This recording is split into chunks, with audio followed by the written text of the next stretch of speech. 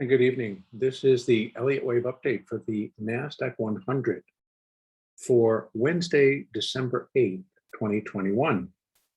The market did continue to move higher during globex and performed exactly as I had explained last night in terms of fulfilling some of the waves count that I was looking at.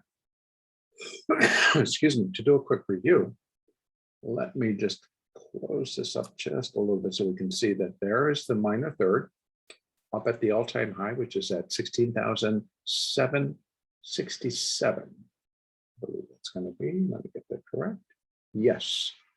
And then that had been moved over. It was several weeks behind over here. And I moved it over here due to the market then putting in this stupendous rally that we had off of Friday's lows. And I'd left open the counting on yesterday's chart, alluding to that possibly this was the end of this decline, the C wave coming down, and it ended in a failure. I chose not to use that as the failure because it does now seem much cleaner that it's one and then a two, and then we're off to the races in the third. So just to recap, again, we are in a minor fifth wave advance. That minor fifth wave should carry this market to new all-time highs. And that's just above 16,768. So above 68, we're in new high territory all over again. So what's going to be inside of minor wave 5 in the advance are 5 waves of minute degree. And what I have counted thus far is minute 1, minute 2, and minute 3. So I was looking for a fourth wave correction. And so initially, where I left off last night, I was looking for a little bit of a dip and an additional new high to complete that third wave, which actually truly, okay, my computer just always wants to do that right at the most inopportune time. Come on, pay attention. And then it just screws up my screen. So originally I left off here, got a little bit of a rally, didn't work. So it was an A, B, and then we got the C, and then it raced up real quick, got to 16,436, almost 37. And then that's where I put 3. And then we started on our fourth wave. So thus far you can see it just really appears that we only have wave A, and then we have the B wave. And so we still likely need a C wave down. Now, C wave down should put in a new low under 16,251 or 16,051 we'll call it. Once it breaks below that, then it has filled the requirement. But we see that right now we're at 97 and this is 37. So it's about 40 points away from being what we would consider a flat correction, where it comes up and then comes back down and equals that.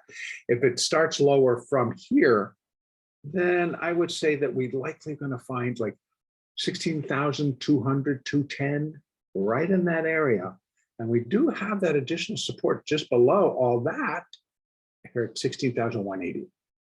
That was a support level in terms of Fibonacci when we measured it out to here. And I'll put that up again so that we can see it. Actually, it's a little bit lower. So I have 16,180. That's where this would be an ABC. And that's just figuring it on that the new low was 40, and so that likely comes in 40 below. But we do have the 200 at 16,134, 135.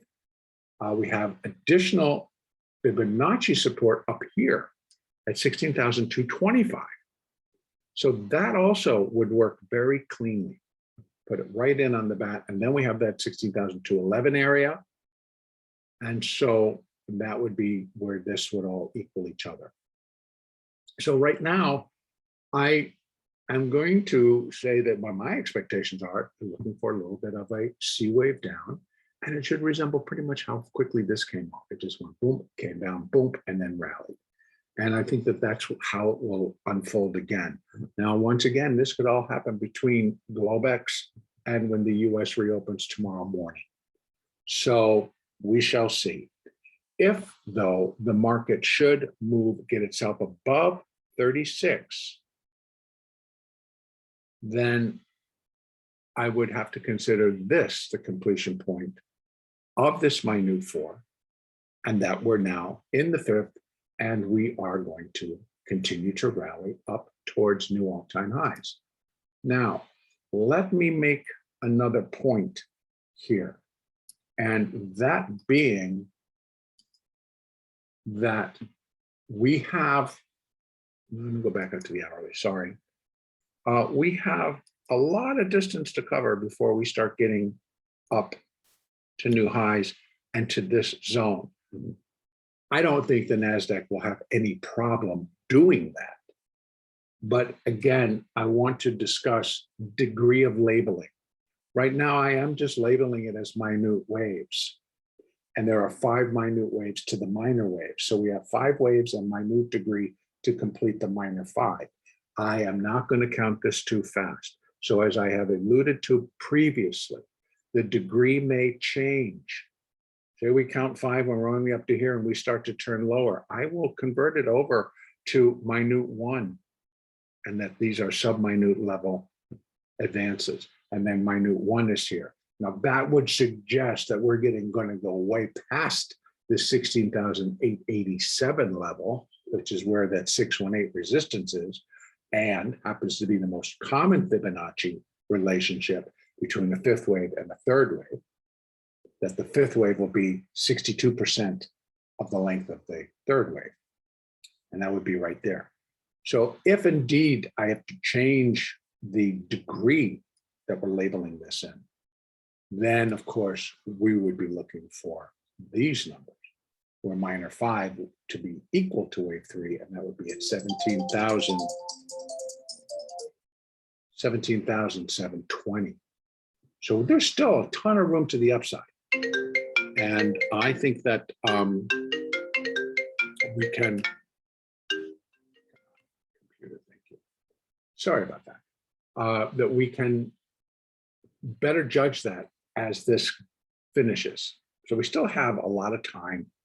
But my initial call is that the 5th wave, I truly would expect it to very much resemble this 3rd in terms of getting itself from wherever it bottoms up to here. So that's really from this high, 450 points, 440 points approximately.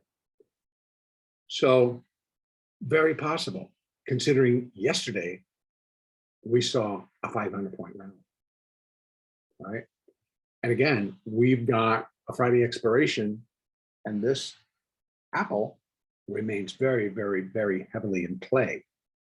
And that gamma squeeze is happening. You can see now on the close, they broke it above 175, and now it's even being bid higher. So that all remains in play. Now, Apple Computer, all-time high yesterday at 171.58. So today, yet again, new all-time highs for Apple Computer. What does that suggest here if we enter that and we just take a look? What's going on in these options? What's going to produce that gamma squeeze? And what we refer to is that in options, we have Greeks, as they call them.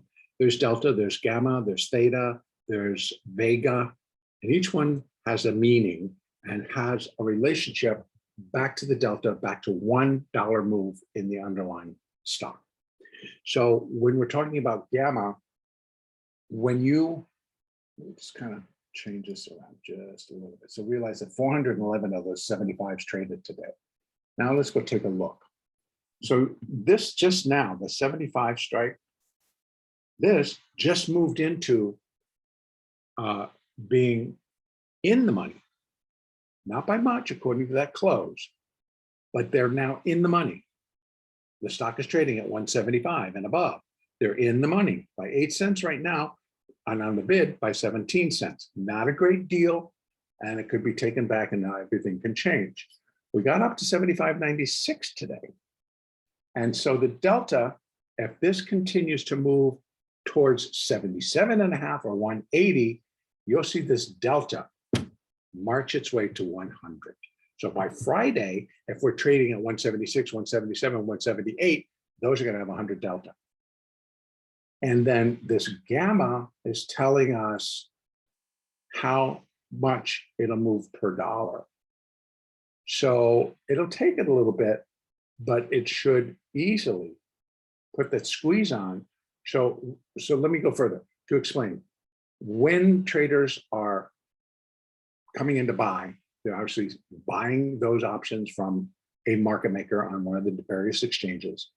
That market maker, if they're going to hedge that trade, which I would almost feel certain that they will, they buy the underlying, sell the option, buy the stock, but you're doing it according to the deltas.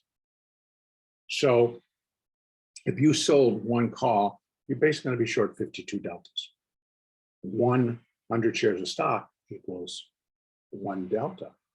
So you would want to adjust your position to reflect that you're covering your delta so that you're delta neutral on the trade.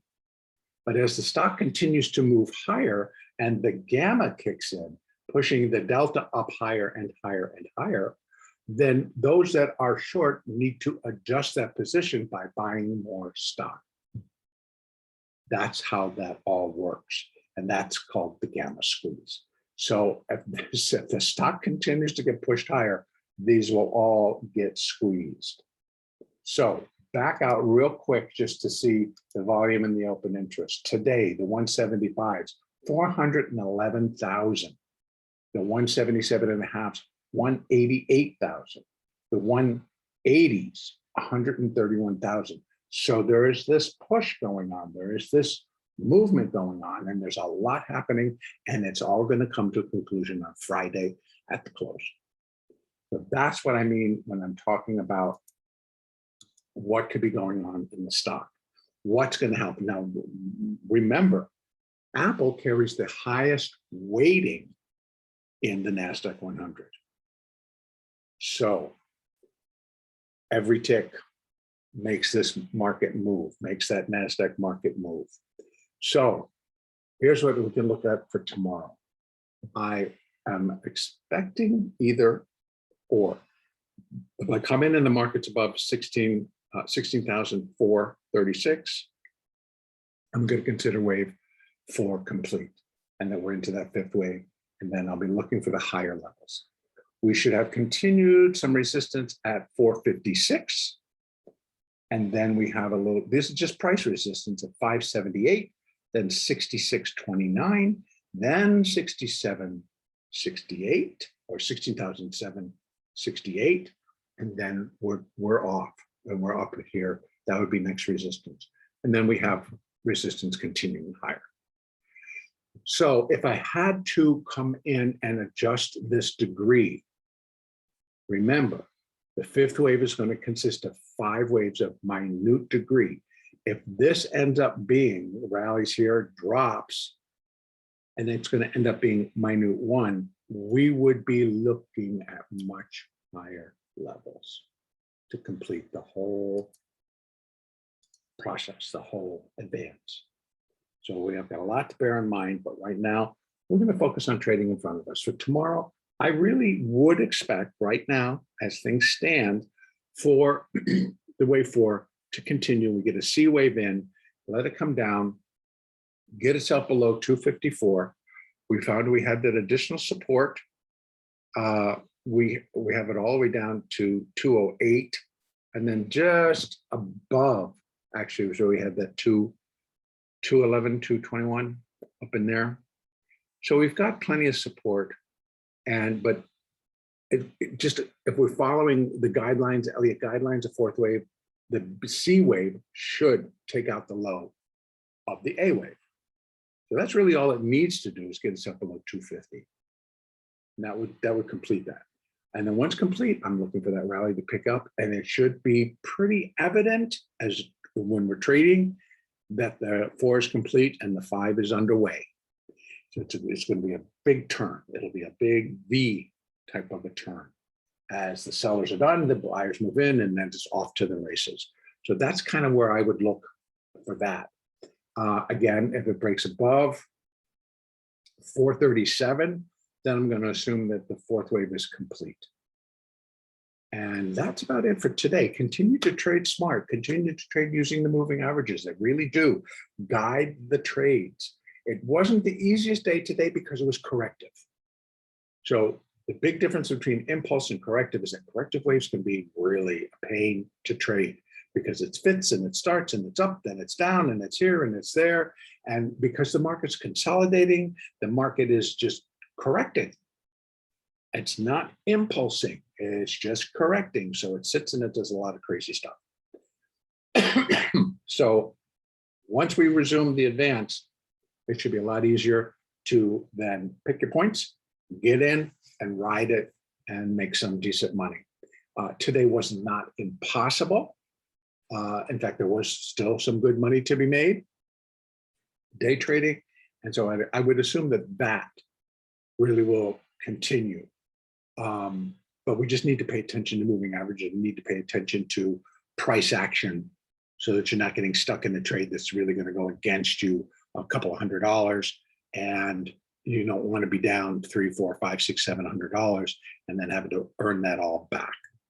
So trade smart, trade using moving averages, trade using the Elliott, using the Fibonacci. Have a great trading day tomorrow, and the next update will be on Thursday, the 9th of December.